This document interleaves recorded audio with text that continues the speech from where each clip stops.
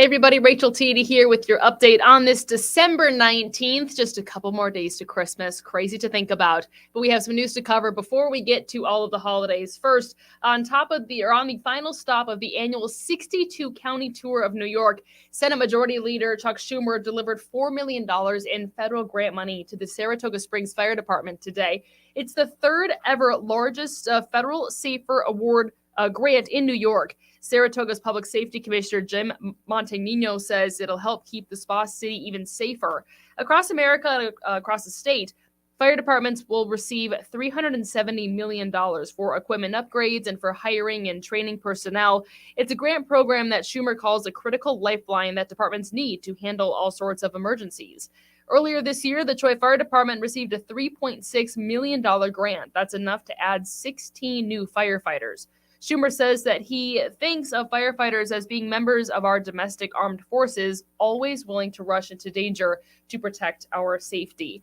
Plus, Twitter is making some news again today, and this has to do with Elon Musk. Twitter users say that they want Elon Musk to step down from Twitter, and this comes after a poll yesterday that Musk created asking whether he should step down as the CEO. He said that he would abide by the poll's results. The response was an overwhelming yes. So far, no word from Musk on if he actually plans to step down. And this comes after another turnaround this weekend. Twitter first banned users from promoting accounts on all other social media sites and then quickly retracted that ban.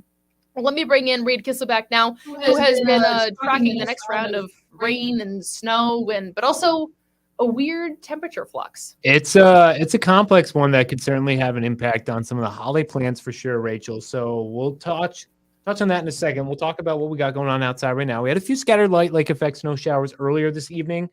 Outside right now, we're sitting at 32 in East Greenbush, looking towards the Albany skyline. A little bit of a light breeze, dropping it down into the 20s for a wind chill.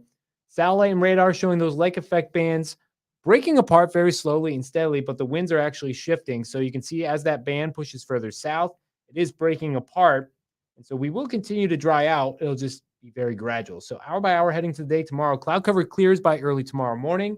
We'll see plenty of sunshine through the course of the day. But despite that, highs will only reach into the low 30s. So a cold day expected for us here. We'll have a couple nights with some overnight lows dropping down to the teens before we get to our big weather impacts. So this is for Thursday into Friday. We are looking at dry weather ahead for this week. A lot of folks like to be traveling. We will see rain and windy conditions on Friday.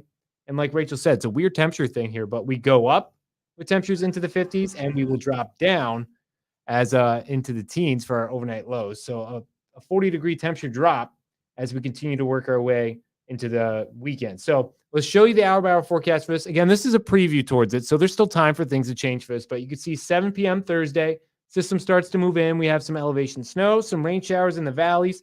We are going to be in the warm sector of this, so temperatures are going to skyrocket up into the 50s.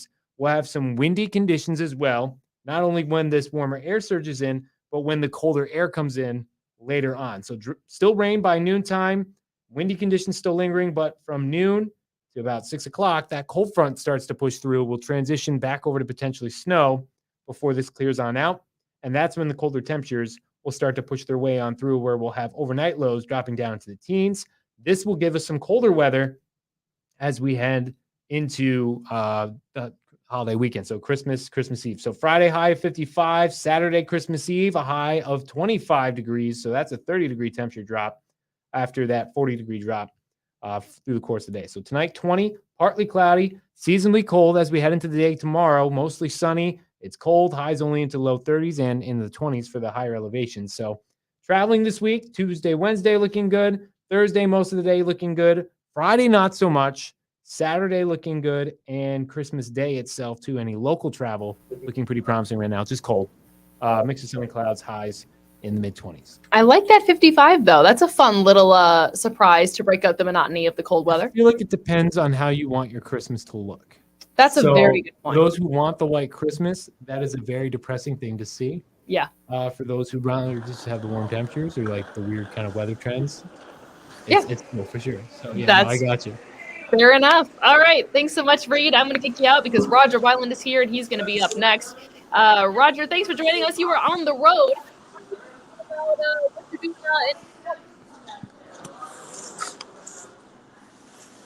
you hear us, Roger Weiland, can you hear us? Hello, hello, hello. All right. Seems like we are having some technical difficulties with Roger's end. So we will touch base with him coming up at 9 and 11 o'clock. In the meantime, lots of major stories happening today. Federal money coming up state, plus Elon Musk stepping down potentially after a poll that he put on Twitter asking if he should be the CEO of Twitter. People said that he should be stepping down. So we'll see if that actually follows through, plus retracking that next round of rain and snow. And Roger's going to have the latest sports updates for us coming up at 9 and 11. Hope everybody has a safe evening and join us for 9 and 11.